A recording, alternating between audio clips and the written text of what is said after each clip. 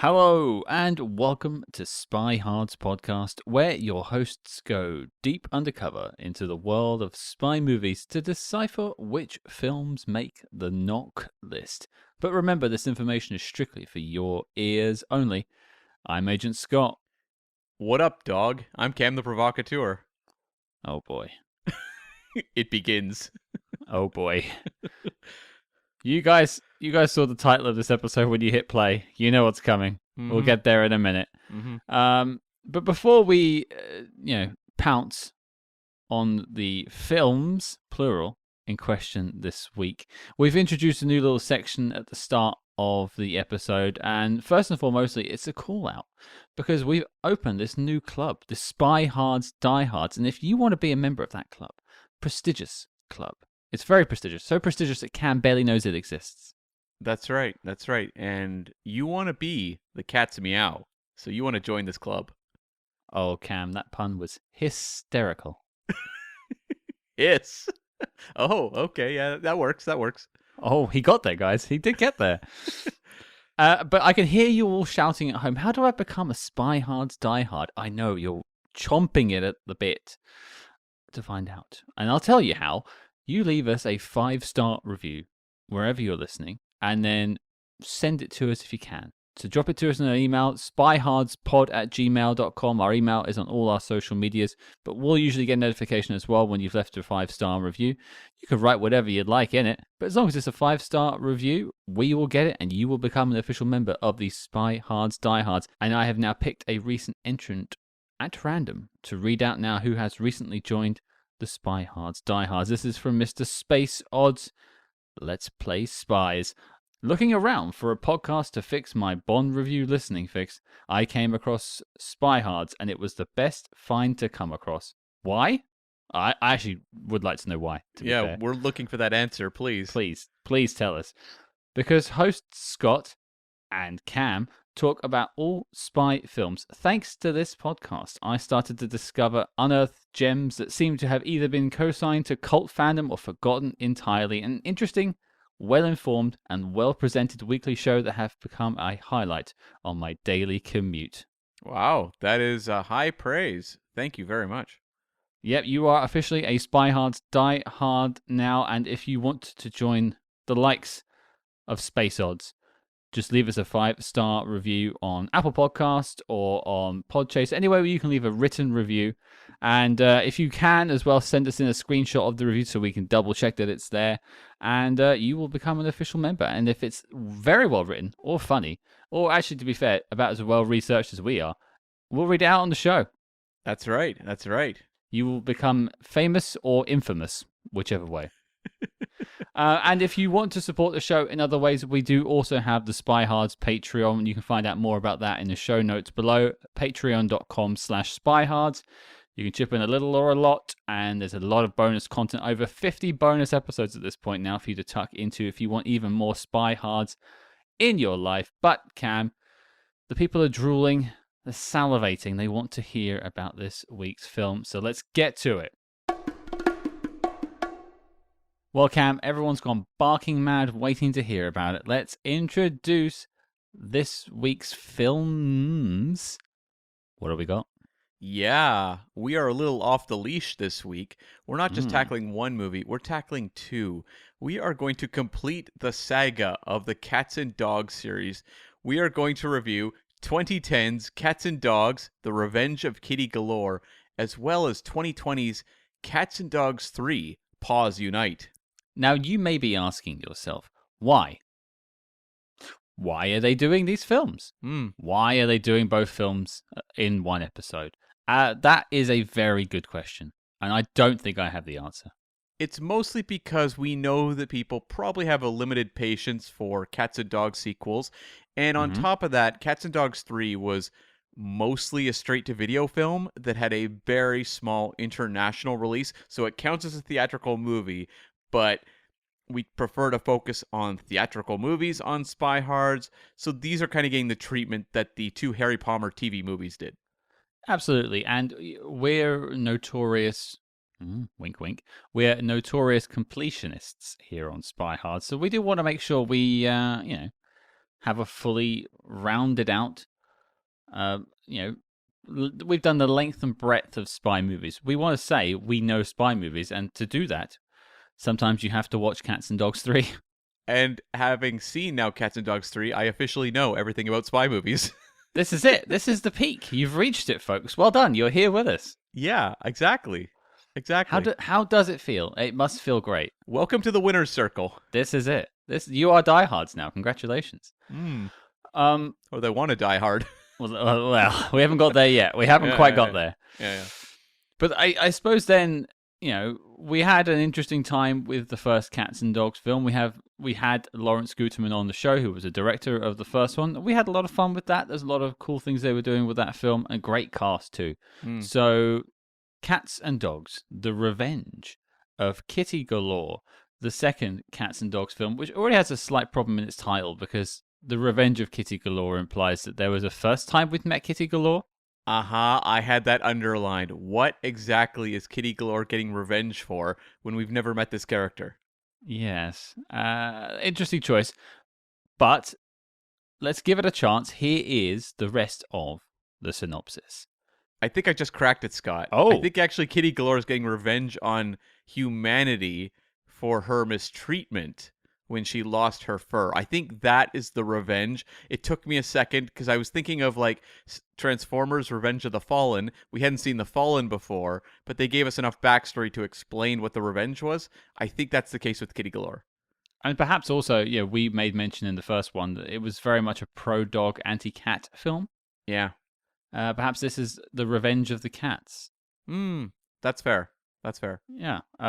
We're putting way more thought into the title of this film than I think the writers did. Cats and Dogs: The Revenge of Kitty Galore. Just like real spies, only furrier. The ongoing war between the canine and feline species is put on hold when they join forces to thwart a rogue cat spy with her own sinister plans for conquest. Yeah. I think you write anything like that, it sounds great. Like that almost applies to any Cats and Dogs movie, really. Plot maybe isn't. Actually, you know what? I was gonna say plot isn't so much their thing, but with this movie, plot really is its thing. It's obsessed with its plot. It's interesting because I had a lot of expectations going into this first one, and we'll get to whether that was met or not. But the first film, I think, did a pretty good job of sort of walking that line that Spy Kids 1 also walked, with having sort of adult and kid moments in the film. Both sort of areas could enjoy it. I'm not so sure this second one delivers on that front. I think I may be a little less enthusiastic about the first one in that regard. But I will say this, like, there was elements of the first one I appreciated much more so having watched the sequels. Well, like Jeff Goldblum going, just all the way through the film it's fine with me. Sure, yeah, and I think like the understanding of like cartoon style, Looney Tunes style set pieces is quite strong in the original. And I remember when we reviewed it, I talked a lot about how I saw a lot of Gremlins influence. And when we actually talked to Lawrence Guterman, the director, he kind of was like, well, no, Gremlins wasn't something that was at the front of our minds when we were making it. But I think it was really just that Joe Dante, who made Gremlins, was really obsessed with Looney Tunes. And so sort of that crazy Looney Tunes energy was just throughout Cats and Dogs, and I was assigning it a little more to Gremlins. Yeah, which I think is a perfectly valid thing to do. But, we are going to chart the course of both these films this week and a little bit of backstory for it. So, Cam, I'll throw it to you. Yeah, so Guterman did not come back for Cats and Dogs 2. We asked him about that in the actual interview. You can go back and listen to that. So the duties for Cats and Dogs 2 fell on Brad Peyton. And he's a Canadian-born director, born in Newfoundland. And he'd started in animated shorts in the early 2000s and worked for CBC TV here in Canada, doing stop-motion work, and moved into this movie. This was his film debut. And it makes sense. Lawrence Guterman also had a background in animation when he made the first Cats and Dogs. They obviously looked to animation for Cats and Dogs 2. Now, Brad Peyton, the name may ring a slight bell to some people who go to a lot of movies or just kind of pay attention to the credits. He was picked up on almost right after this movie by Dwayne Johnson to direct Journey to the Mysterious Island, which was Dwayne Johnson stepping into a franchise where he wasn't there for the first one. Brendan Fraser was in the original Journey to the Center of the Earth. Right. And then Yep. Dwayne Johnson did the sequel, and Brad Peyton directed that movie. And since then, the two of them have worked together on San Andreas and Rampage. So Brad Peyton has been one of The Rock's go-to guys. And of course, The Rock was always known as the Brahma Bull when he was wrestling. Animal connection there. That has to be it, right? Yeah, sure. I'm willing to go with that. That sounds like a complete lie, but I'm buying it so far. Yeah, and I found an interview with Brad Peyton. There wasn't a lot of insightful press on Cats and Dogs 2 that may not shock you. No. No. Are you telling me that the press tour was not international? Well, it was just a lot of actors being asked, what was it like being around those cats and dogs? That sort of stuff, Oh, it was really great. I had a lot of fun. They're well-trained actors, better than some actors I've worked with who are human. Ha ha ha ha ha. Yuck, That yuck, sort of yuck, stuff. Yuck. Yeah, sure. Okay. Yeah, but one thing I found was Brad Peyton talking about the movie and kind of what his vision was for it. And he said he watched the first movie and he said it felt like a cartoon to him. And he wanted the sequel to feel like a comic book, which is why there's much more about grounding in a specific city. Mm-hmm. He wanted there to be like kind of this big prison that would feel like, when you go to like, say, Batman, you've got Arkham. Well, that's not a real city. It would be like when you're in Marvel Comics and yes, Spider-Man is in a recognizable New York, but you've got the Baxter building where the Fantastic Four live and, Charles Xavier's school, things like that. Mm-hmm. And so that was very much where he wanted to shift the franchise. And he was also like a big spy guy. He said that when it came to kind of influences, they were looking at James Bond, they were looking at Mission Impossible, Jason Bourne, and that he really geeked out over getting Roger Moore to do an appearance in the film. Yeah, that's definitely one of my highlights. There's a lot of nods to Bond in this film, including Roger Moore. And also another big Bond name is very much involved in this film. Cam has made a quizzical look at me across the digital podcasting space. I'm actually now going to press him to see if he can figure out what the other big name is. Cam, stop scrolling through the IMDb, you absolute cheater. I don't know what you're talking about. What? Okay. I'm sure as soon as you say it, I'll be like, oh, of course. But I was up very early. I barely slept last night. I was at Killers of the Flower Moon. What's the other Bond connection? I was so excited to talk about cats and dogs. I just couldn't wait to get here. The other Bond connection, and I'm sure everyone is screaming at us now, is Shirley Bassey. Did she sing the opening song? That's her. Oh my! I totally didn't pick up on that. I was too distracted by the fact it was a cover of a Pink song. Yeah, it's for those who haven't seen the film, and trust me, I understand if you haven't. It's Shirley Bassey in a set against a sort of Bond style digital intro. It's animations, it's kind of Bond style animation, and she's singing "I'm coming up, so you better get this party started." Yeah, which is a weird song, but it says sung by Shirley Bassey in the credits and everything. So. I so missed that. I think I was writing notes at that point, and I became so distracted over the course of the movie how every time they played like a famous song, it was a cover. Yeah, it was every time. And I was just like making notes like, oh boy, despite the budget, they're really cheaping out on their song licensing. And I didn't give Miss Bassey proper credit as I would have if I'd noticed that. And guys, you wouldn't have seen this listening at home, but Cam's face just actually light up when I mentioned it was Shirley Bassey. He's genuinely happy that this is the case. Yeah, for sure. So anyways. Knock list, instant. When we do our Bond song rankings, we'll include this one.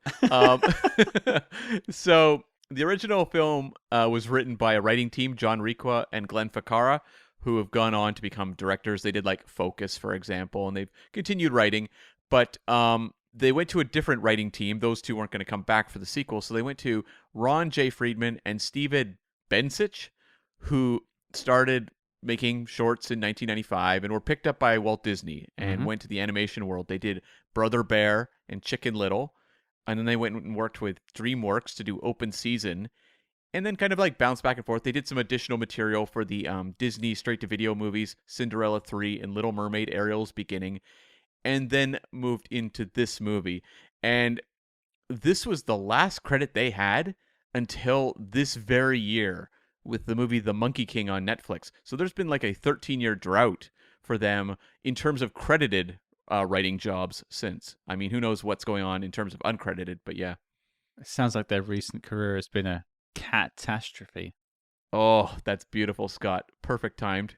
And yeah, the goal of the movie was, like, again, to blend live action, puppetry, and digital effects. They were using, once again, the Tippett Studios, who worked on the original Cats and Dogs. So there was an attempt to have a, visual continuity with the first film, even if there was a bit of a shift in terms of tone. Sure. And the crew spent 6 months training the animals for filming. And it was an incredibly complex shoot, just like the first one. They had 3 units, shooting consistently for a 70-day shoot.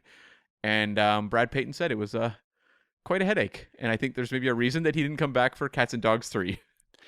I mean, they say the hardest things to work with in Hollywood are animals and kids, right? That seems to be the usual story. Yeah. I could buy not coming back. Also, to be fair, there is a 10-year gap between 2 and 3. Yeah. I think Ben's a bit busy now. That's right, Brad. I don't care. Well, yeah, it's so weird. I'm really sorry to Brad Peyton. I'm sure you're a wonderful guy and an even better director. I've never seen any of your films apart from this film. I'm just not a big Cats and Dogs 2 fan. I'm sorry that it's showing. I'm sure you give a lot of money to charity. You didn't see San Andreas or Rampage or anything? No. Oh, okay. Okay. Just no. Okay. No. That's fair. And so the budget for this movie was $85 million. And domestically it did 43.6, international 68.9 for a worldwide total of 112.5.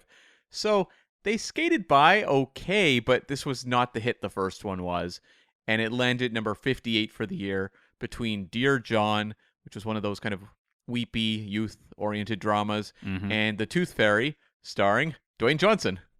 Oh, the Brahma Bull himself. Yeah, Cats and Dogs 2 beat The Tooth Fairy. Cats and Dogs 2 fan, Dwayne The Rock Johnson. Yeah. And top 3 for the year. Number 1 was Toy Story 3. Number 2 was Alice in Wonderland. And number 3 was Harry Potter and the Deathly Hallows Part 1. Family films across the line there. And this movie had a Razzie nomination. Oh. It was nominated for Worst Eye-Gouging Misuse of 3D. Fair. I will say this. You know what? To the credit of Cats and Dogs, Revenge of Kitty Galore, I didn't sit through the movie, watching it at home going, oh, there's all these obnoxious 3D shots. I didn't even get the impression it was done in 3D, so that's probably the same thing you're experiencing. I wonder if it was more they just kind of post-converted it, and it wasn't shot in 3D whatsoever. Because the winner of that Razzie was The Last Airbender, the M. Night Shyamalan adaptation, which was terrible. And also nominated Clash of the Titans, Saw 3D, and The Nutcracker, The Untold Story. I don't know what that last one is, but I remember Clash of the Titans was a big kind of controversy is a strong word, but there was a lot of grumbling about that movie because it was post-converted and it looked very dark and kind of tough to follow in theaters. The Titan film?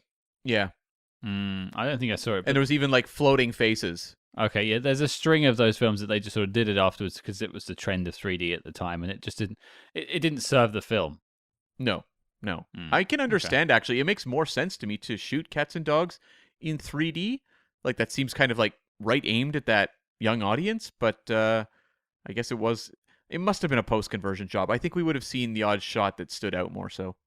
I think so too, and I'm glad that this one isn't sort of anchored down by that problem. Yeah, me too. Yeah. Well, okay. It's a weird one because we're sort of zooming through the backstory of these films, although it could be the case there isn't that much more to talk about. Not much. Yeah, not much to find, really. Right, okay. Now, there is a lot to talk about this week, but it is time to talk about Cats and Dogs 2. It is this film's meowment. Oof. Don't know about that one. That's rough going. I'm running out of puns. Oh, these puns are pawful. Oh, okay. I can go with that one, I suppose. Yeah, maybe I recovered there slightly. It's going to be an interesting one to break down. I'm going to jump in first with this, and I'll probably jump in first with the other one too. I'll just lead us in. Yeah. Cats and Dogs 2. Do you know what? Comparatively speaking, and as its own thing, it's fine. It's fine. It was 80 minutes of like, that's a Bond reference. That's a bit of a silly gimmick. That's a bit of a fun sequence. Harmless is the word I underlined. Harmless fun for kids is basically what I got it as. Yeah, there's some good animatics. The voice work is actually tremendous in this film. Tremendous. Specifically, I bet Midler Yeah. has left it all in the VO booth. She has gone for it. I appreciate that. It does have some things it lacks. The human touch, I think, is missing from this film. I think one thing the film did very well, the first film, I should say, is having, Jeff Goldblum and the family sort of tied into the plot, but in a more sort of natural way than perhaps in the third one, which we'll get to. And that felt like, they were dogs that were existing in the real world, whereas these cats and dogs feel like the rules aren't the same in their world. Yeah. Yeah, like the rules felt like they'd really put some thought into it with the first movie. With this one, I'm like, everything's out the window. Well, okay. This is a big question I have about these cats and dogs. We didn't bring it up in the first episode, and I want to hear from everyone else what they think as well. But Cam, what are the rules of cats and dogs? Are they talking in English, or are they able to understand each other's barks and meows? Well, it's so tough because the movie is always skated around scenes of adults observing anything, because the whole thing is this all happens when adults aren't paying attention, or humans aren't paying attention to what's going on. So I would assume they're just speaking in like barks and meows. I guess. Well, because there's evidence that supports that theory. For instance, in both of the films we're talking about, there are keyboards that they use that have paw prints and like cats and dogs types of paws. Yeah. So that would imply that they're talking in a language that is not alphabetical, and therefore not, our language. Of course, I'm putting too much thought into this, absolutely, and this is what puzzled me for the entirety of the second film. But I'm curious because there's times where they break their own rules. Like, for instance, in the third one, which we'll get to, there's a kid who observes them talking and then goes to tell her mum. Yeah. Does she hear them talking? I don't know. I don't even know if they're thinking it through that much. I just think like these movies are a clothesline for gags, and they've kind of come up with this very loose mythology that they also know the average, 6 to 8 year old watching these movies at home probably doesn't care. Cam, I care. I demand answers. I need to know what the rules are of the cats and dogs universe. Well, that is entirely fair. Yeah, I think it is fair. But overall, I had a fine time with this. I watched it in a hotel room on a laptop. I think that was the prime way of watching this film, on a 15-inch screen. It didn't need to be seen on the big screen. It kept my attention for most of the time, and it had some nice moments to it. I'll take that. But what did you think? I mean, I would say like Cats and Dogs, The Revenge of Kitty Galore is not good. It's the type of movie I would call a babysitter movie. It's something that adults put on and quickly depart the room and leave it with the young kids to amuse them. And no, I'm sure had no shortage of these movies when I was growing up. Like some of the real lesser Disney live action films. I remember there was like a E.T. knockoff called Nookie or Nuki, something along those lines. Nuki. Yeah, and of course Mac and Me. Those are the types of movies like I would watch, and I'm sure have moments that I would enjoy. But like, do they really hold up to scrutiny? No. And I found with Cats and Dogs 2, it did have moments I actually thought were kind of funny or visually inventive. It wasn't like completely without any merit whatsoever, which is something I actually went in expecting, because a lot of critics really like threw themselves on swords, like fighting over who could hate this movie more.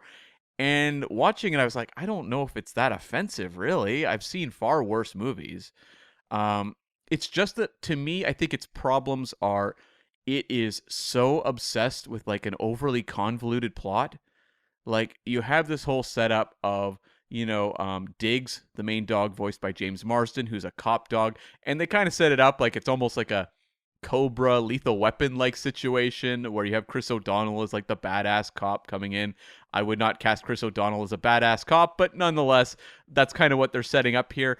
But like the way they have Diggs learning about himself and joining this, the dog, whatever, it's Dog World or whatever the hell it was called, and the kind of the tracking of the the beats to find Kitty Galore, I just thought got a little too convoluted and complex. Like I could follow it, but if I were a kid, I'd be getting bored. Yeah. Because it's just like they're not making it simple. They're like making it overly convoluted for no apparent reason, almost to like pad out a runtime or something. And this movie's 82 minutes, so they probably were padding out a runtime.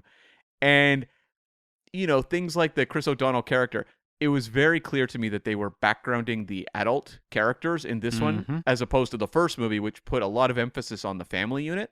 Yep. And there was a certain point where I'm like, Chris O'Donnell, why are you even in this movie? Like, it's so strange. It's like my second note is poor Chris O'Donnell. Yeah. Like, what happened? Was Batman and Robin the end of him? Okay, here's my question to you. Who has it rougher in this movie? Good pun. Chris O'Donnell or or Jack McBrayer? I'd say Chris O'Donnell, because Jack McBrayer is playing to type. That's his character that he plays. Like he can do that in his sleep. Chris O'Donnell is having to feign he's having to feign a relationship with a dog. Although that relationship and how that relationship is physically manifested, I think, is a bit questionable, because some of the line delivery that Chris O'Donnell has to this dog is a bit almost romantic at times. And I was like, Chris, don't do it. No, naughty Chris. Scott is very icy with his dog. Yeah, I'm very that's it. We'll go for a walk, and I just tell him. Stern taskmaster. Yeah. It went beyond loving, I would say. It felt like at times he was talking about his dog as if it was his wife, and yeah, I had some questions about how Chris was delivering his lines. I got a question about that, because the whole thing is like Chris O'Donnell is a police officer, Diggs is his canine partner. Yeah, but that doesn't mean you like own the dog and it like lives with you. It does. Does it really? Oh, interesting. I actually thought that like the canine unit would be more within the department, not like a dog you would have at your house. Oh, interesting. Well, the things you learn. Well, I can only speak to the UK cam, but in the UK, dog handlers in the police, the dog stays with the family, and they have a kennel in their house, and they live as a family unit. Oh, okay. Well, criticism crossed out for Cats and Dogs too. Yeah, that's why I found it even weirder, because it was how he was talking about the dog. I was like, ooh, this is a bit weird. But luckily, as you said, they sort of sideline Chris O'Donnell's character until right at the end of the film. His entire plotline's basically pointless. Oh yeah, totally. It's weird. Like I know they felt like they had to include some lead actors, like human actors, but I don't think it was necessary in retrospect. No, it felt like, why cast a name actor? When you give them that little. I would have just kept it as bookends. Like, I don't need to cut to Chris O'Donnell over the course of the movie staring forlornly out his window thinking where's Diggs? I will remember you. Exactly. That's not far off, yeah. And nice Canadian connection for a movie shot in Canada. Why? Is that song Canadian? Sarah McLachlan is Canadian, yeah. Oh, okay. I didn't know that. You didn't know the dog thing? I didn't know that about Sarah McLachlan, or that was who sung it. So there you go. Let's talk about things we actually liked about the film. Sure. I said the VO work. I said Bette Midler. But I think most of the voiceover cast in this film do a great job of selling the lunacy of the film that we're surrounded by. I think James Marsden does a good job with it. Bette Midler, as I mentioned. Christina Applegate is pretty good. You do have Neil Patrick Harris playing Lou from the first film, but that was originally played by Tobey Maguire, I think. That's right. And you also have Nick Nolte playing Butch, taking over from Alec Baldwin, something I did not realize till the movie was over. I didn't realize that either. Right? Okay. Right. Yep. But you do get Sean Hayes returning as Mr. Tinkles. Yeah, which, a fun little bit here or there. Kind of obvious. That's my issue maybe with the Cats and Dogs, is that because they're playing to a That's your issue? Very young audience. Well, I have a few issues, but to me it's there's the bit where they do the Silence of the Lambs riff with Mr. Tinkles. Yeah. Yeah. And it's that's clearly there to play to the adults, because most kids have not seen Silence of the Lambs, but it's not clever enough to make an adult laugh. I was like, oh yeah. Like, that's a parody that's been done a billion times, and you're just trotting it out again. You don't have anything new to add to it. And I get it. It's something that, like, adults can go, oh, I know what that means. But so what? It's not like the movie's playing to the intelligence of an adult most of the time. I just thought that was weird. It's funny, when I was watching press clippings, there was footage from the red carpet, and there was a James Marsden interview, and he's saying, like, I think this movie really works because it plays to adults and kids. It doesn't pander. It has, like, smart jokes that only the adults in the room are going to get.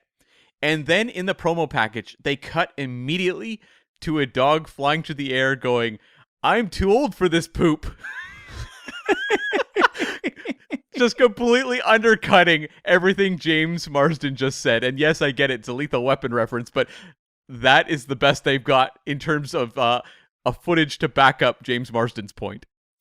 I would you be willing to take the bet that James Marsden never saw the film?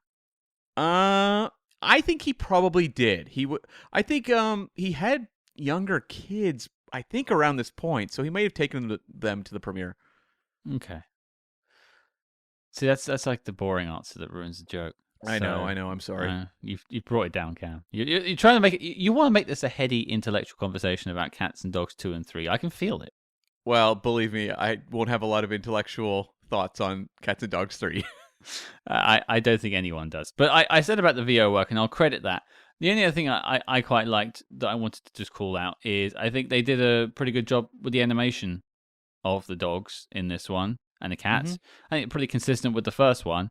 Not something you can tip your hat to in the third one. No, I agree 100%. I actually think in terms of the visual effects and everything, like, it's not the sort of movie that would ever get seemingly any lauds from critics in terms of having decent visual design, but I actually think it plays reasonably well. And some of the ambitious stuff, it's not the world's greatest CG I've ever seen, but it works. It works on that kind of, like, comic booky, cartoony kind of level that I'm sure kids would enjoy. It's lively, it moves. When I'm watching Kitty Galore have her big, like, plot happen at the end, and they're at Playland, which Playland is a theme park about 15 minutes away from me right now, so I am quite familiar. Oh, that's a real place again. Like, so you've got another Vancouver connection to the Cats and Dogs universe. I do indeed. Yeah, Playland is kind of like our local amusement park. I haven't been in a number of years, but used to go all the time in my 20s. Wow. And like, they even use, like, the Playland website. They didn't cover it up. They didn't try to rename the park or anything in the movie. So I thought that was kind of fun. But when they have the ride at the end and Kitty Galore's on top of it, and there's obviously, like, CG effects going on and everything, it looked fine. It looked decent. Yeah, which I think this is a small budget kids film. This is not meant to be. It's not small budget. $85 million budget. I see. My gauge on how big and small budgets are must be way off then, because I had that down as quite small. So this is where does this fall? Is this like a mid-budget film? Probably no. Mid-budget's usually $50 million, about that sort of thing. So this is a quote unquote big budget film. It's not like $100 million production, but it's a decent budget. Okay. Well, I obviously well spent, because I'm crediting them for having good special effects. So I'll take that. But anything you wanted to highlight is good, Cam. I thought there was the odd funny moment. I thought the scene with all the cats on catnip was actually, like, this was a movie that to me didn't play to adults most of the time. I was sitting there with, like, a straight face, just kind of staring blankly at the screen for most of it.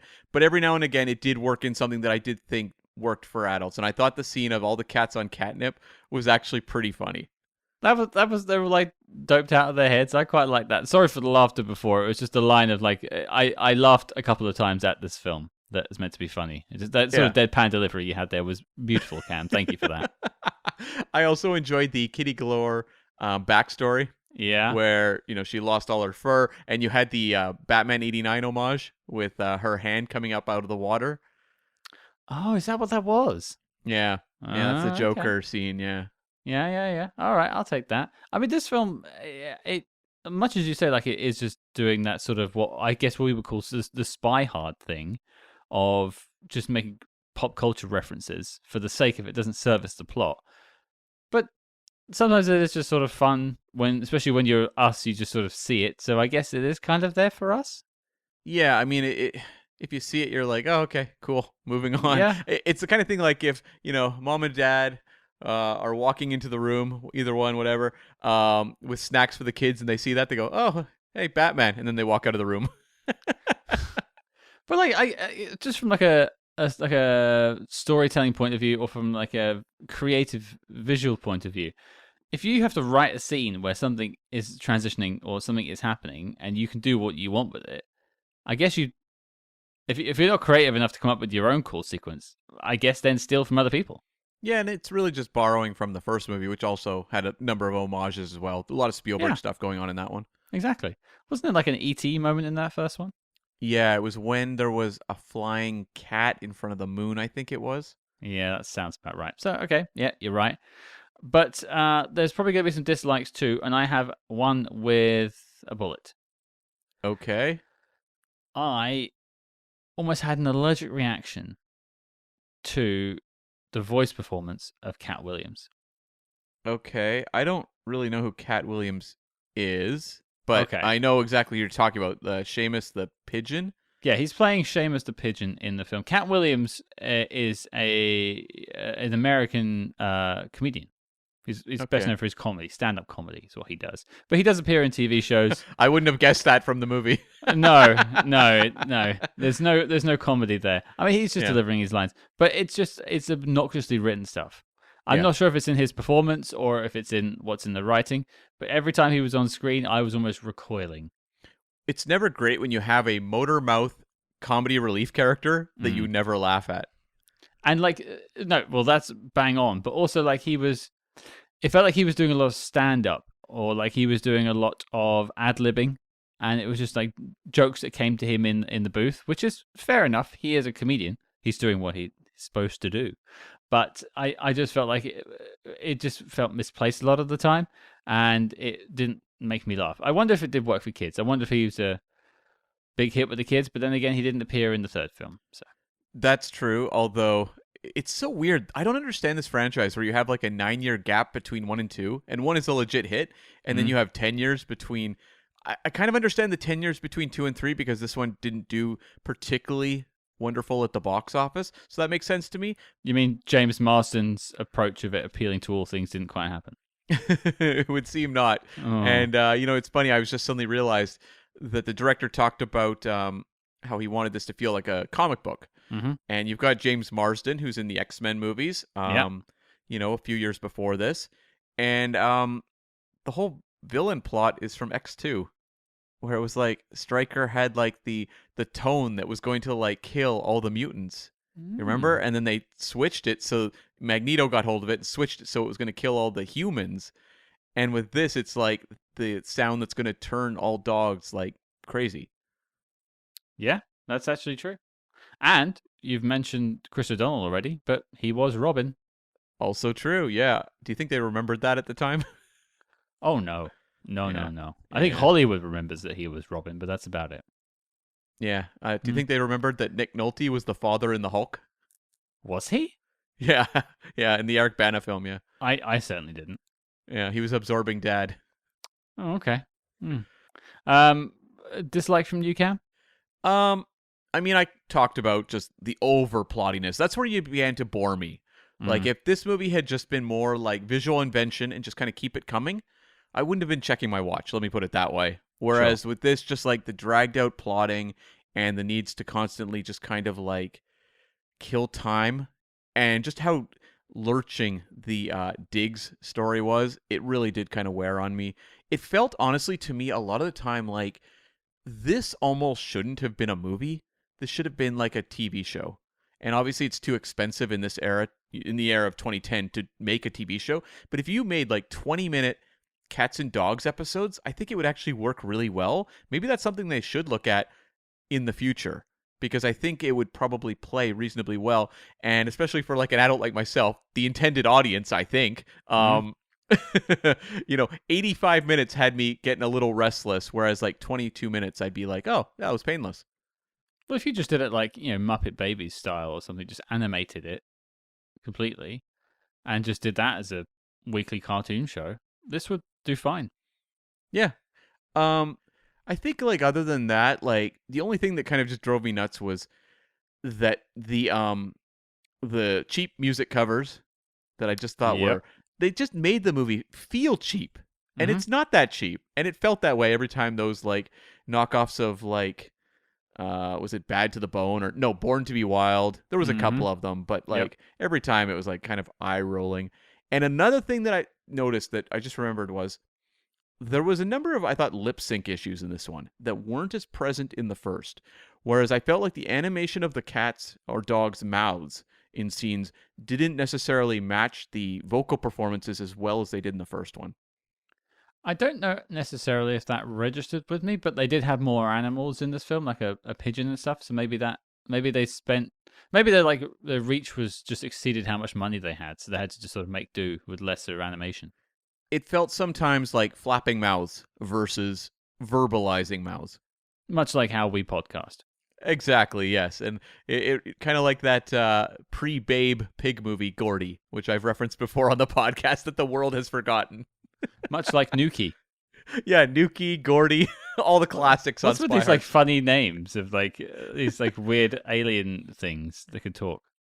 It was the trend at the time. That's your go-to line, isn't it? Yeah, it is, yeah. Yeah. I was going to ask, though, what did you think of Roger Moore's very low-energy performance? I was gonna say one of my final notes was sort of the Bond references in the film. There's quite a few. As you mentioned, Roger Moore does appear as a cat named Tab Lazenby.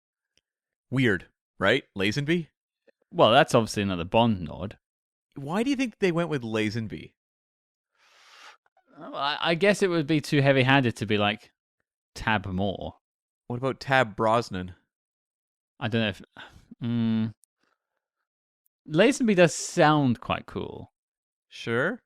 Moore, and I don't think. What about Tab Dalton? That's not bad. Tab Dalton sounds pretty good. And it had like a tactical turtleneck sweater on the cat, I imagine, or something like that. He looked very cool and dark. And I think people would remember Dalton, Brosnan, or Connery over Lazenby. Yeah, why did they pick Lazenby? I thought it was such a strange choice, I gotta be honest. What's your in-universe pitch for why it's called Tab Lazenby, folks? We want to hear from you. Or why do you think they, like, let us know. Drop us an email or on social media. Why do you think they went with Tab Lazenby? Because I can't figure it out. Baffling. Absolutely baffling. Like, and also, in terms of, like, if you're doing it for, like, a reference, you're trying to get, like, a pop from the crowd, like the adults watching, that's the least likely one you're going to get of the Bonds. If it was Tab Moore, Tab Brosnan, well, even Craig by this point. Yeah. You'd get more of a, yeah. Tab Lazenby. That is a very select audience that's popping for that one. Yeah.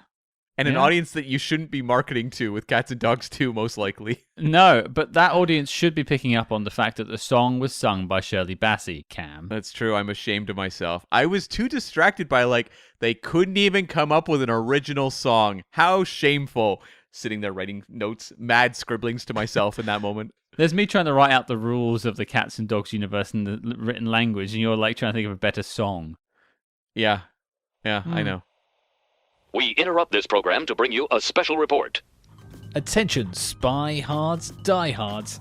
Independent podcasting, much like the spy game, requires considerable resources, whether it's research, equipment, hosting, or, of course, constructing a hidden moon base. We're putting out the call for your support.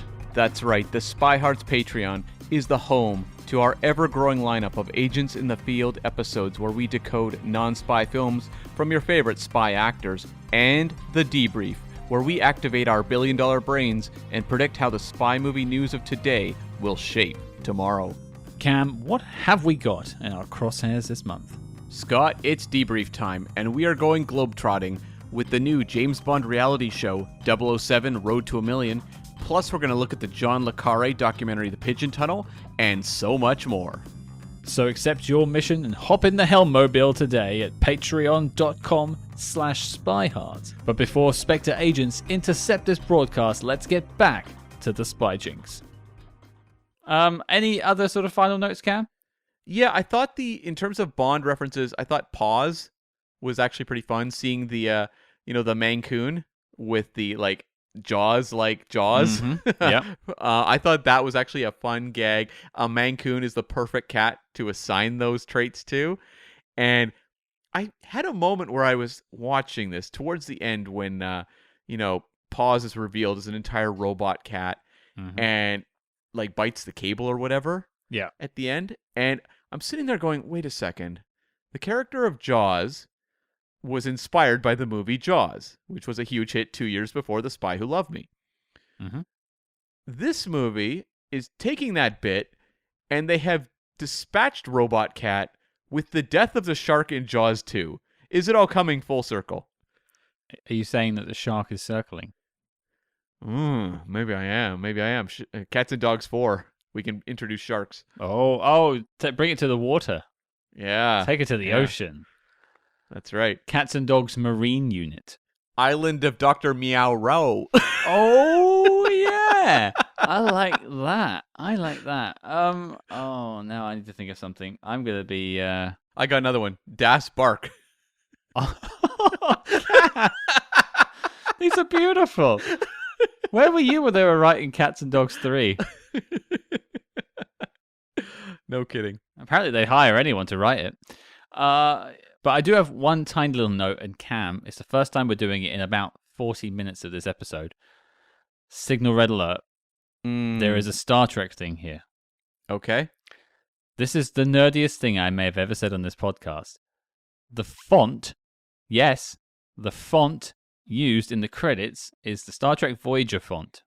Oh, I did not pick up on that. You did not pick up on anything with the credits. I know. I was so distracted by the cover song. I was outraged. I was like hurling things across the room. Well, I had a question for you. Okay. Because I think like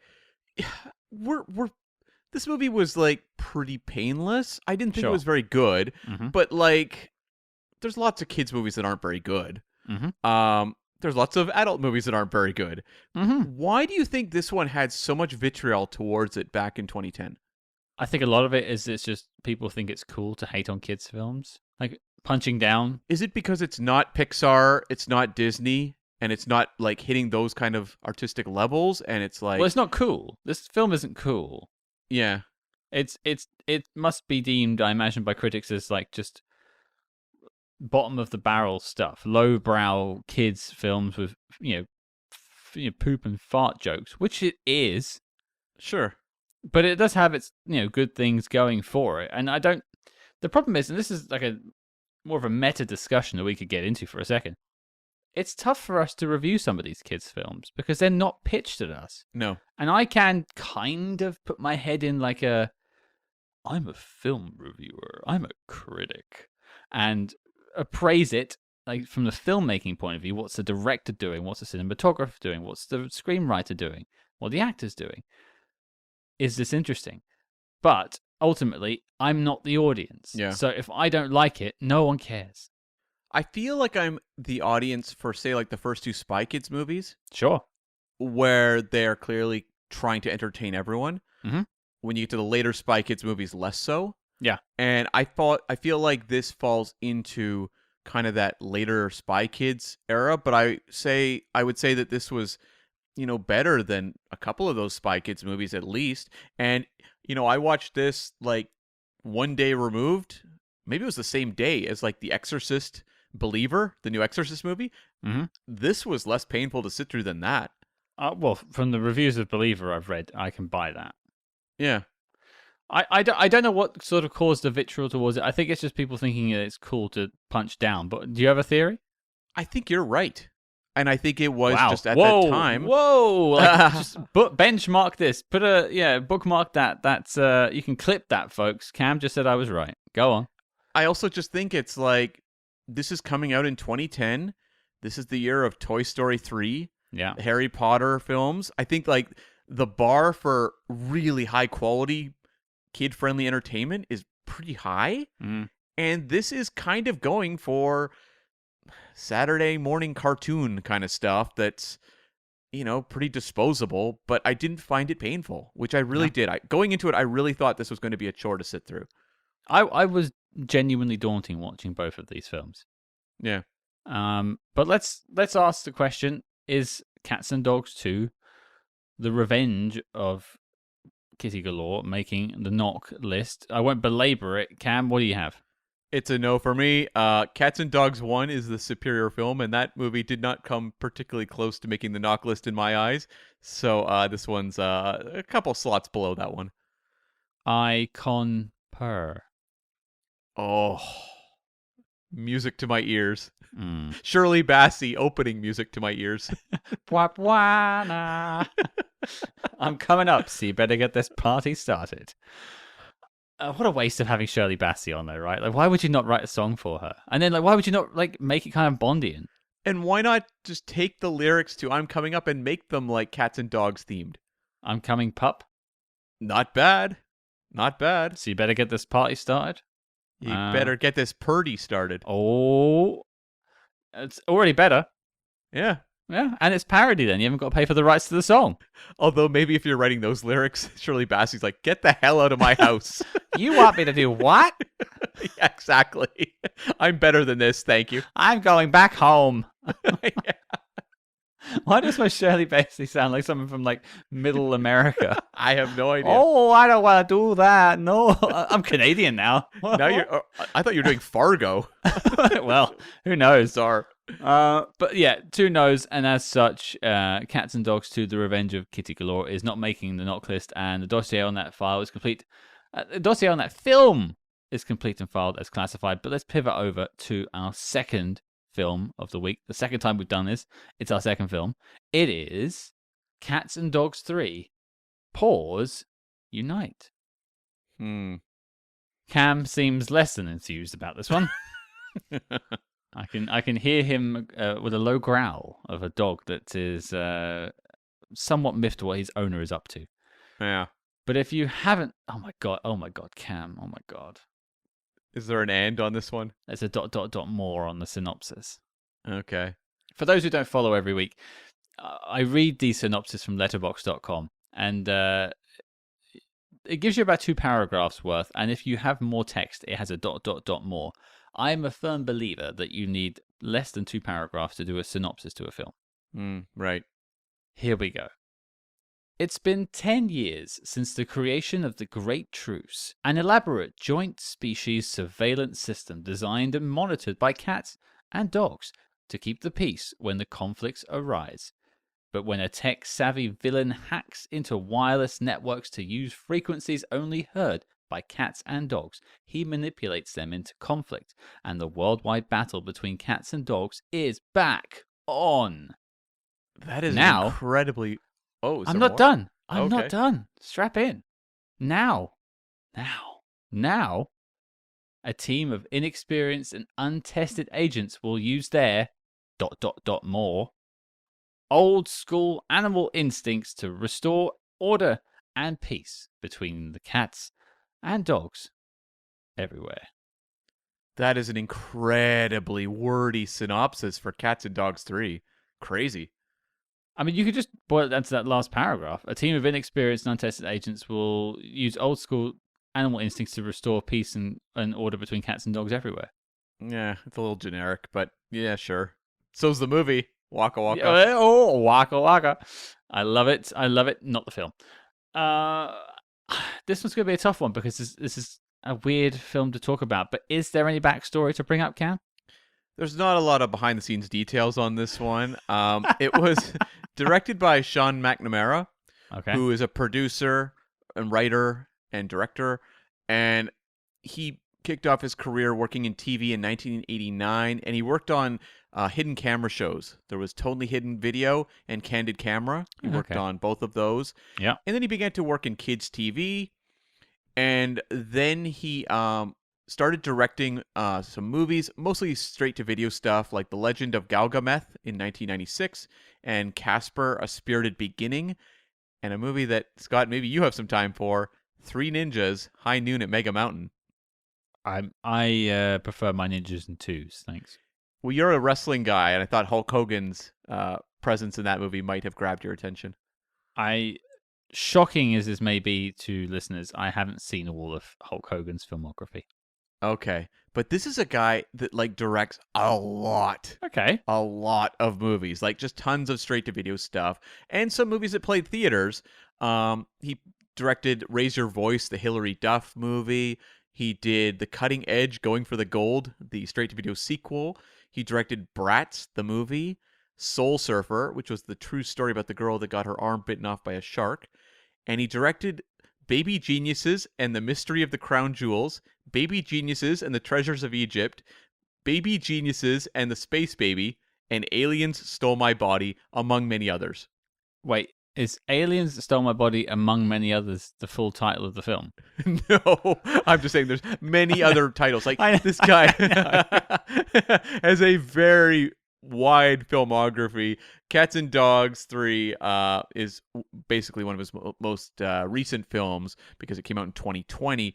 But notably, he does have some prestige to his name because he's a producer, an occasional director and writer, or was, I should say, on the kids' TV show Even Stevens, which I know a lot of young people were really into in the 2000s. He was a 3-time Daytime Emmy nominee for that show. So he has like been attached to some legit good stuff along the way. And interestingly, in 2022, he directed the Pierce Brosnan film The King's Daughter, which I believe was actually shot in 2014 but was released in 2022. Wasn't that film like critically panned? Oh yeah, it was like sitting in a vault for like 8 years until they finally released it. Why did they keep a lid on it? I have no idea. I don't know if it was like a shifting studios or execs that didn't want to deal with it. I don't even know, but it got dumped eventually. I wonder if he actually directed the stuff originally, or he was brought on to like shepherd in an edit that eventually came out. I think he directed it. Wow, okay. The guy directs, as I said, like you go through that list, there's some things that were theatrical features. Soul Surfer was a theatrical movie. So was Raise Your Voice. But then he's also doing Baby Geniuses movies, which are very clear, straight to video, basically leech off the popularity of whatever's left of popularity of the first 2 Baby Geniuses, which did play theaters. I've never heard of these Baby Geniuses films. Christopher Lloyd was in the first one. I don't know about the second. Are they like Look Who's Talking films, where like it's a baby talking? Kind of, but they're kind of actually mix sort of the energy of like Cats and Dogs with like Look Who's Talking babies. Oh, so you can see their voice, the mouth moving, basically. I don't know about that, but I mean in terms of like the like wacky cartoon stuff going on all around them. Oh, okay. Okay, we're getting into the weeds about Baby Geniuses. Clearly, we don't want to talk about Cats and Dogs 3, so let's get us back on track. Yeah, and it was written by Scott Binley, who wrote a 1995 sex comedy called Miracle Beach that kind of kicked off his career. And he wrote Cop and a Half, New Recruit, the straight-to-video sequel to the Burt Reynolds classic. And he wrote The Nut Job 2, Nutty by Nature. And Cats and Dogs 3 is his last credit to date. The Nut Job 2 Nutty by Nature is such a sequel title. Like it feels like a 90s. Is that a 90s thing? No, it's recent, I think. Oh boy. Okay. Yeah. Like Flubber 2 Even Flubbier. Right. Like that's sort of just like there's no thought in this name whatsoever. Yeah, I think that one might have been theatrical. The Nut Job was. I don't know about the sequel. You would know. I would. And so the budget for Cats and Dogs 3 was $5 million. So think about that. $85 million for Cats and Dogs 2, $5 million for Cats and Dogs 3. Okay. It only was released theatrically internationally, as I said at the top of the episode, and it earned $5.3 million. So, it did fine, I guess. And it was number 182 at the worldwide box office for the year between the French comedy Divorce Club and the Mexican comedy Cindy La Regia, or Regia. I'm not exactly sure. Which is, Mexican for the Divorce Club. Very coincidental. Yeah. And the top 3 for the year. This was the pandemic year, remember? So the pandemic affected what was coming out at the box office. Well, funny you should mention that, because I was looking at IMDb at trivia for this film. It might be something that's going to come around in a minute. But partly what I read is the reason this was put out to theaters is because of the coronavirus. And it was more like, we just need material. That makes a lot of sense. And especially because international theaters were more open at a certain point than North American ones were. Yeah, because I was seeing films in the cinema before you were. I saw like Tenet and stuff. I don't think you even had a chance to do that. Oh, Tenet played here, but at that point in North America, like theaters weren't the smartest place to go. Sure. Yeah. And so the top 3 for the year, number 1 was The 800. Number 2 was Demon Slayer, and those are both Chinese language productions or Chinese productions. And number 3 was Bad Boys for Life. And the only other note I had on this was, this was a movie also shot in Vancouver, like the previous Cats and Dogs films. That said, I didn't recognize any of Vancouver, really. I'm guessing it was probably shot maybe out in the suburbs of Langley or something. And my friend Tony had a comment once where he said, if Vancouver is Hollywood North, Langley is Langley. That's such a specific Vancouver joke that I think everyone else, the rest of the world, just sort of went, huh. Yeah, it's just like, it's not the most glamorous of Hollywood locations if you're going to shoot a movie here. You know what I mean? I see. But there are like establishing shots of Seattle in this film. It's meant to be set in Yeah. Seattle, right? That's the Exactly. idea. So they're faking Seattle. I'm pretty sure it's Langley. Okay. And so here in BC, we have the Leo Awards, which are like film and TV awards. This won No. Best Score and Best Production Design in a Youth or Children's Program or Series. For that Run, Run, Run song? Score, not song. Not original song. Okay, fine. Yeah, and it was nominated for cinematography, direction, and performance for Sarah Giles. You're kidding. It must have been a slim year at the Leos. Was it like one of those things where like, and nominate this as Sarah Giles and Sarah Giles and Sarah Giles, and it's just like 3 pictures of her on the screen reacting to being nominated, and that's it? It's just like the one thing? I think it was just the pandemic had a real impact on the number of movies that could be nominated for the Leos that year. Okay. I'm calling BS on this. Sure.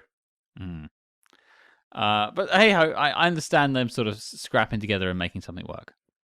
Exactly, yes. And speaking of scrapping something together and trying to make it work, let's talk about Cats and Dogs 3. If that sums up your behind the scenes, are you telling me there's not more behind the scenes on Cats and Dogs 3, Cam? No, there's not, no. You sure you don't want to do some more research on Cats and Dogs 3, Cam? I got nothing left. That does sum up a lot about what's going to happen in the next 20 minutes or so. I'm going to lead this off. Yeah. I thought this film was a steaming pile of shit zoo. Uh-huh.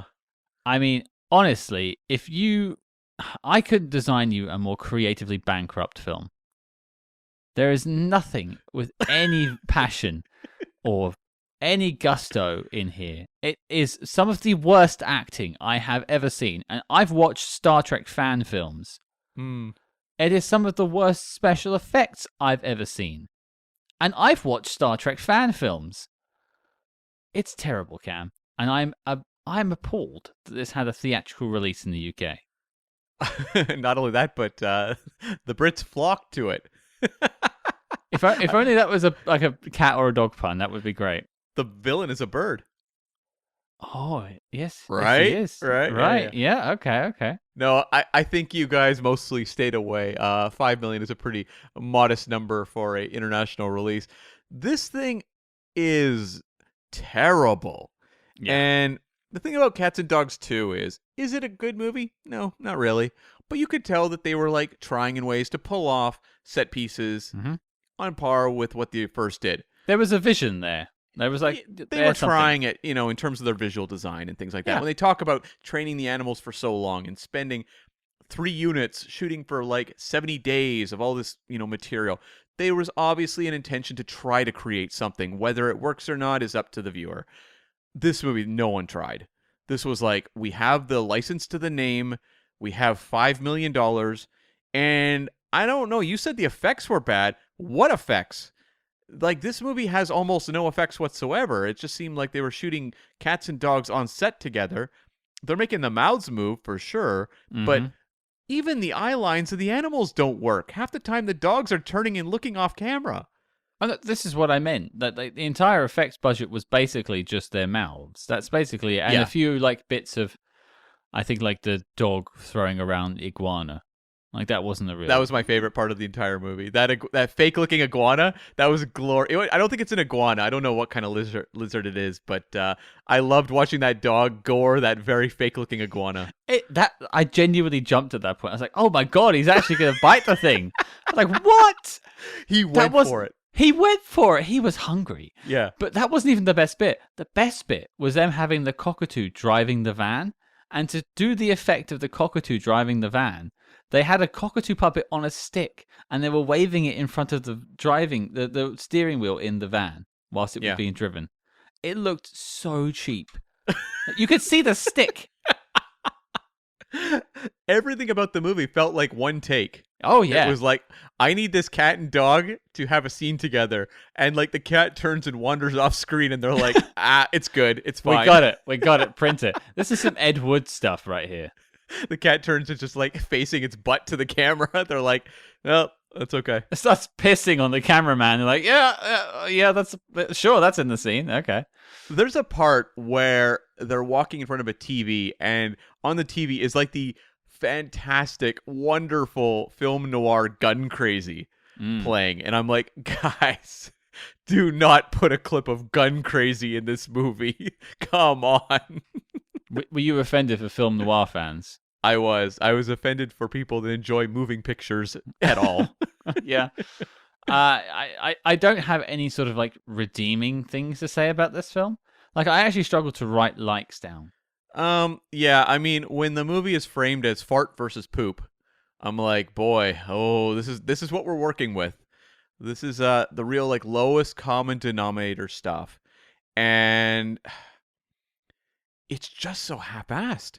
They want to go back to the whole humans playing a more prominent role than this previous one. Why I mentioned it in the first part was exactly to make that. But it felt like they were just padding out the film. Yep. Because everything the humans are doing has nothing to do whatsoever with the pets. Well, they never even they set up a whole plot with this. Okay, so just for if you haven't watched Cats and Dogs 2 and listening to this review, you definitely haven't watched Cats and Dogs 3. So here is a brief synopsis of apart from what I read earlier, there are two families running concurrently in this film. One family is a boy who has a dog and he plays tennis and his mum is very overbearing. By the end of the film, he's good at tennis again. He has his mojo back. There is also a girl who lives with her dad and a cat. The cat is the cat of the title. And they're about to get evicted because her dad is a bad parent. More or less. No, that is it. He looked like Ridley Scott. I just kept thinking this man looks like... He does. He does. Like, why did they cast a Ridley Scott lookalike in this movie? I think much like all the one takes are like, oh, you'll do. Like, yeah, this guy. Sure. But like, they don't even resolve the poverty thing. Okay, can we stop for a second with the dad thing? So we get the sense the dad of the Sarah Giles character was a musician. Award-winning Sarah Giles character. Award-winning. Yeah, no, award-nominated. I thought she was fine. As far as kids go, I was, whatever. But anyways, the dad was at one point a very popular musician. He had a platinum-selling album or something like that. Much like us with podcasting. Yeah. Did he ever write a second album? I got the impression he didn't. Well, I got the impression he was like sort of the struggling artist to get like his mojo back. So much like the tennis player, like he had lost it but had never got it back. But like it doesn't make sense. There was no second album or tour or anything. Like, did he not have a record company sign him if he's selling 1 million albums? You're asking me to put to smooth over holes in their plot. I can't do that. The biggest laugh of the entire movie, other than the iguana goring, was when the dad says like, I don't know if I have anything to say to the young audience anymore. I was like, you think? Yeah, the toy.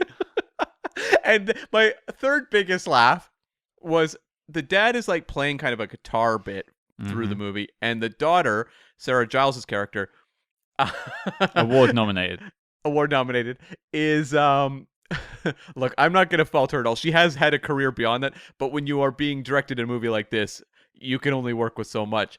But anyways, she's writing lyrics to this song secretly. And there's a part where she's stuck in an elevator with this other kid played by I don't know his name, Callum Seagram Airlie. Not award nominated. Not award nominated. But she starts playing the song, and it's her strumming going, "Run, run, run," and it cuts. I burst out laughing. Wait, is the joke that when they come back, it's like she's still singing?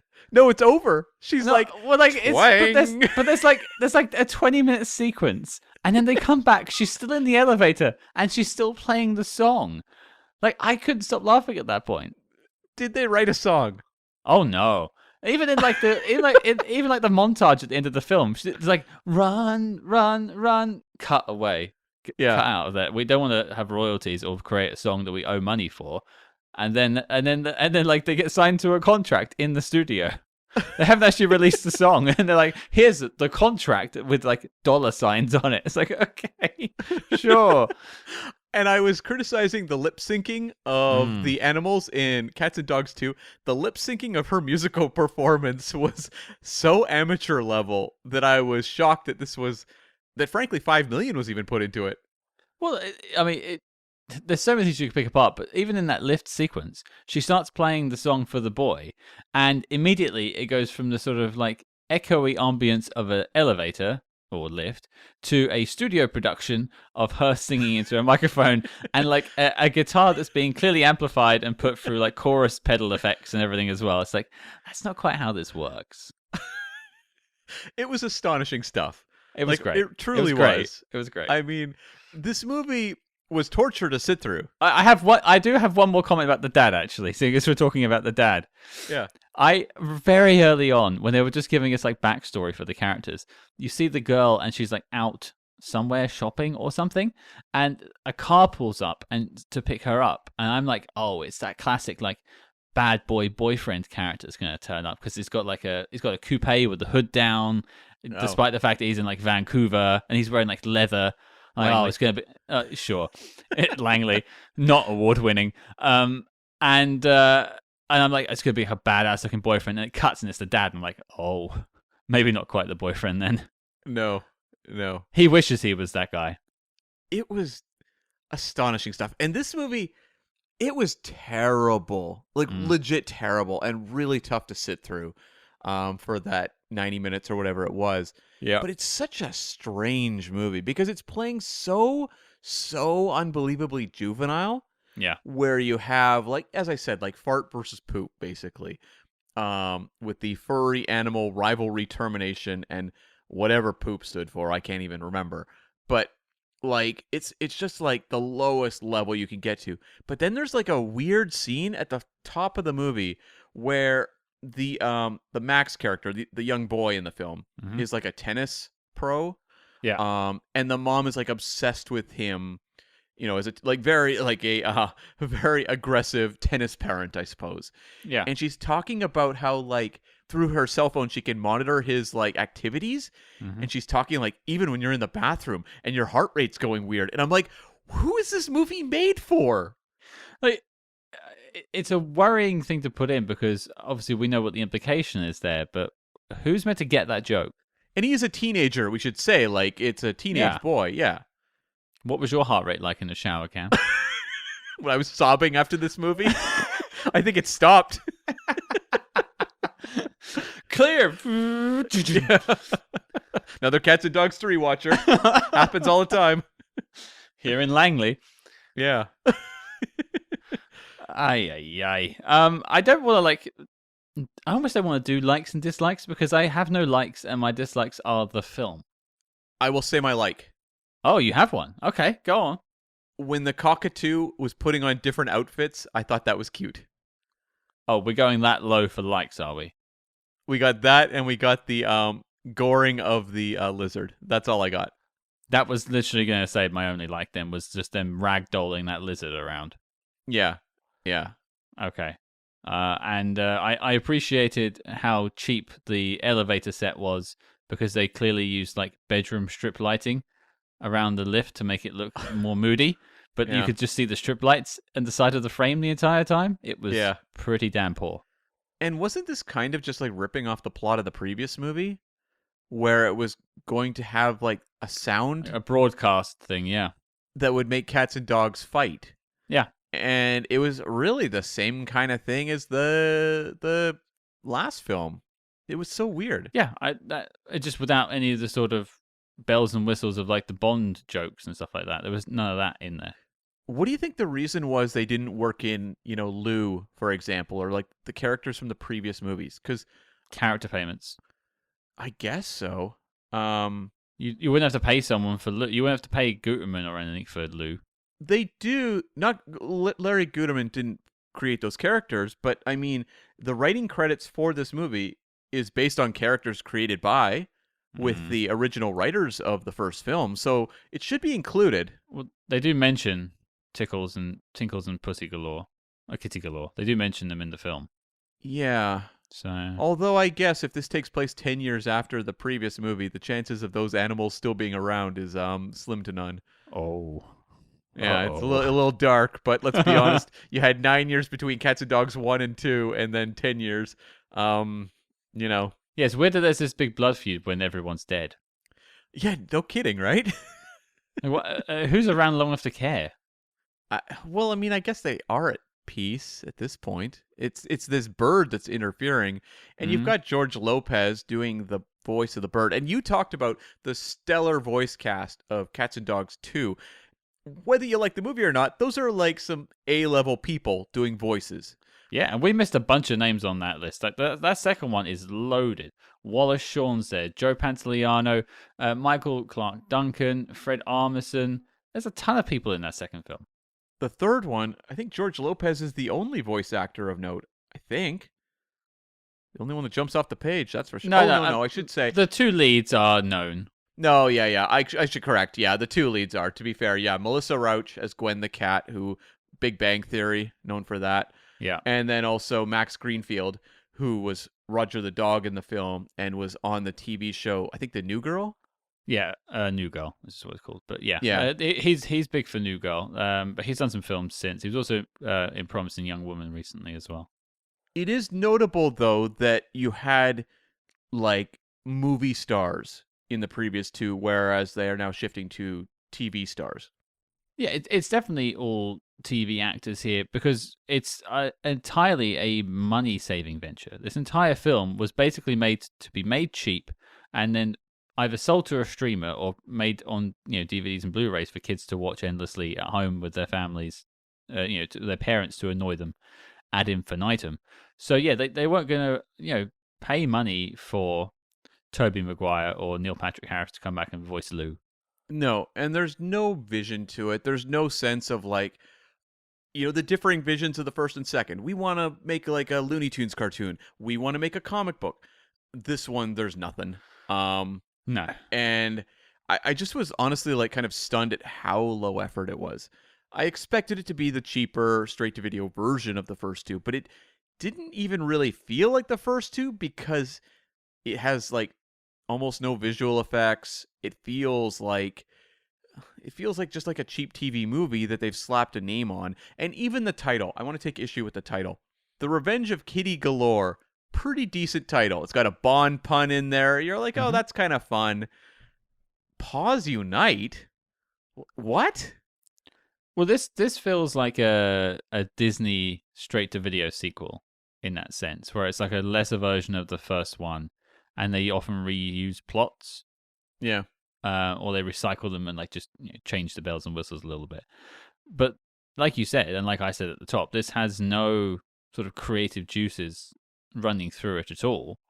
It is completely void of basically anything. I would say like the cockatoo is kind of funny at times. Like at least it's a big performance. Like it's going for something. The voice actor was like, hey, let's just play to the back of the room.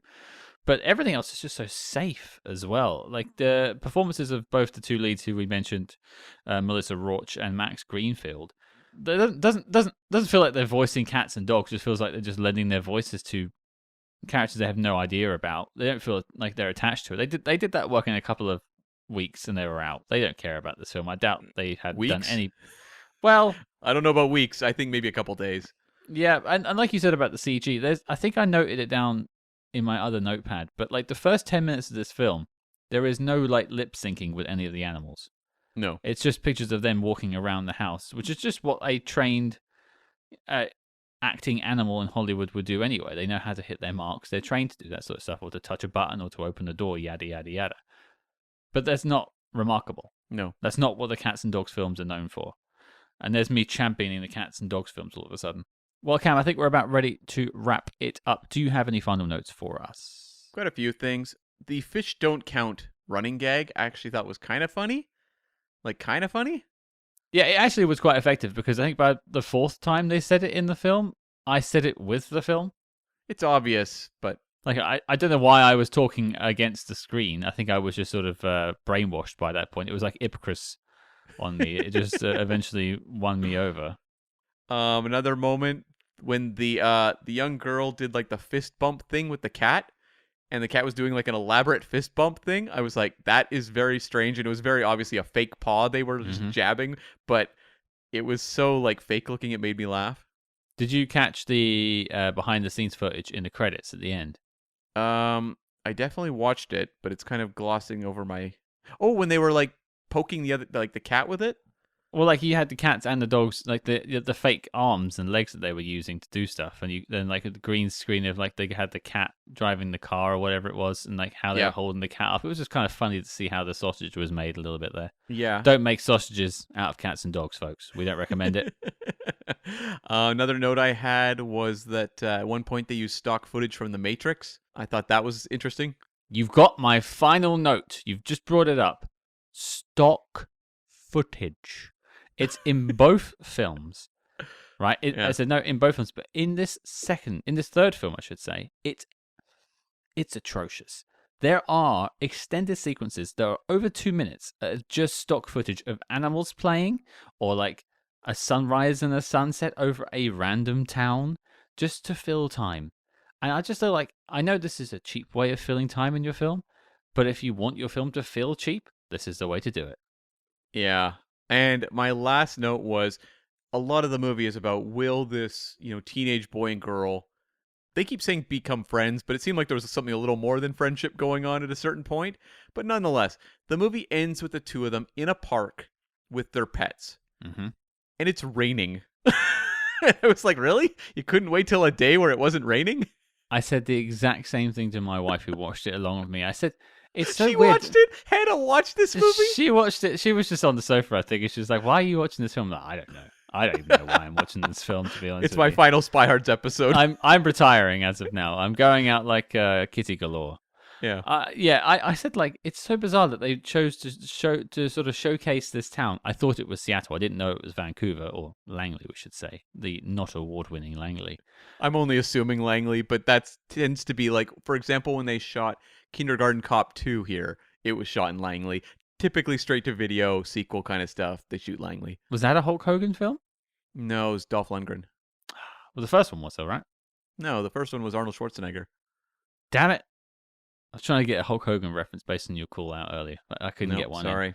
It's okay. It's okay. No, I said it's so bizarre that like they could have chosen to shoot on any day to make this place look nice, but they chose the most overcast, wet day they could.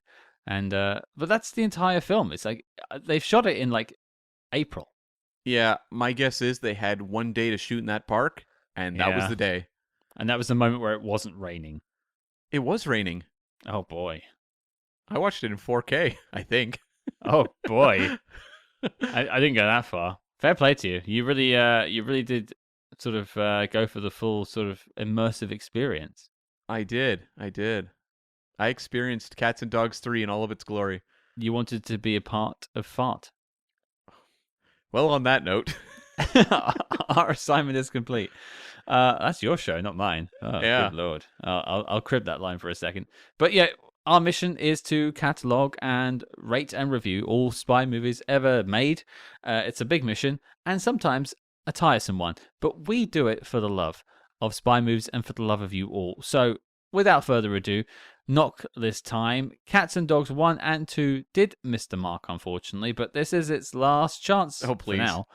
Okay. Yeah, it's not making a knock list, folks. Do we even need to do it, Cam? run, run, run away from Cats and Dogs 3. Don't go any further. Don't go any further. You don't have to pay someone for it. Ooh. Yeah, it's going to be 2 no's from us, unfortunately. This is a straight-to-video release. I mean, the same thing kind of happened with the Harry Palmer films. But, looking at those, I think they had a bit more of a creative spark going for them than Cats and Dogs 3 did. They are similarly, though, bargain basement productions. Like, they just, especially that second Harry Palmer TV movie, felt like it was made up of scraps that they'd basically shot for the second, or for the first one. I think they said that was the case, though. I think that was basically what they admitted. Was it, like, they filmed a few more things, and then they just sort of, like, tidied it together. But it felt like it. Kind of like that Pink Panther film that's basically just clips from the old films. And, like, this is really punching down, dealing with Cats and Dogs 3, but the fact is, it played theatrically, so we have to regard it as a theatrical film. Were it straight to video, we probably wouldn't have covered it. Absolutely. But before I wrap us up, Cam, I didn't enjoy this film at all, and I don't think you did either, and so I think I need to ask an additional question. Do we need to grab the slide whistle and disavow this sucker? No discussion necessary. He came prepared. I love it. Disavowed, and it's the first time in over a year that a film has been officially disavowed. Cats and Dogs 3, Paws Unite, you are going in the bargain basement bin. You are going... Actually, you're going in the poop bin. You're going where all the poop bags go in my house. You're going directly there. I wonder if I would have had more of an internal struggle about whether to put the second one in the disavowed list. I wouldn't have thought so. I don't know. Like, I might have, were it not for watching the third one afterwards. And that really did... Just to have a barometer of how bad it went. Yeah. Like, I was like, it's not fair to put the second one in that when you've got that third one. I think the second one actually made me genuinely laugh a couple of times and had some good performances. So I don't think I ever would have been intending to disavow it. But I think by about halfway through Paws Unite, I was like, this is dire. Halfway. I think I was about 10 minutes in. No, I had to let it run a little bit longer before I decided to disavow it. Wow. Perfect. Yeah. What a note to go out on. It is, isn't it? It really is beautiful. Well, there you go, folks. Cats and Dogs 2 and Cats and Dogs 3 did not make the knock list, and one was so bad, it even got disavowed. Thank you all for tuning in. We hope you've enjoyed our discussion on Cats and Dogs 2 and 3. We've closed the saga, this franchise. It may come back. I guess the rights are still out there. We could be, the Spy Kids 5 effect. We might get a direct-to-Netflix Cats and Dogs 4 at some point, or a Cats and Dogs reboot. Maybe. You never know, I guess, because that first one was very profitable in theaters, but I don't think it'll be soon. And I guess we should just say, I think it's pretty obvious to the listeners, but our rankings for this series, it would go 1, 2, 3. Yeah, I wouldn't even question it too much. 1 felt like it had an actual story to tell. Yeah. And 2 and 3 did not. But on to bigger and brighter things. Cam, what have we got coming up next week? Scott, it's the 150th episode. And so we are going to celebrate in style with the 1994 Luc Besson hitman film, Leon the Professional, starring Jean Reno and Natalie Portman. We've looked at several hitman films previously, whether it was the Mechanic series or Day of the Jackal. So we're going to look at this one and determine whether it is worthy of being considered as something for entry into a spy canon. Well, firstly, 150 spy movie reviews, something to celebrate, and we knew you guys wanted a big one.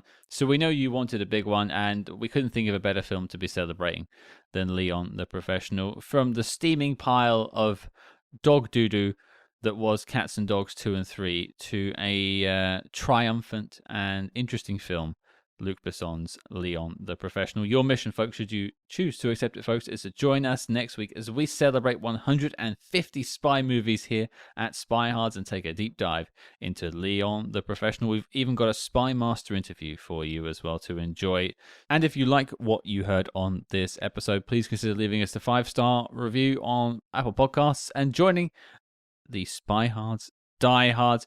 Do not forget to check out our Patreon at patreon.com/SpyHards, and do not forget to follow us discreetly, as always, on social media at SpyHards. That's SpyHards on Facebook, Twitter, and Instagram. But until next time, we'll catch you kids on the flippity flop.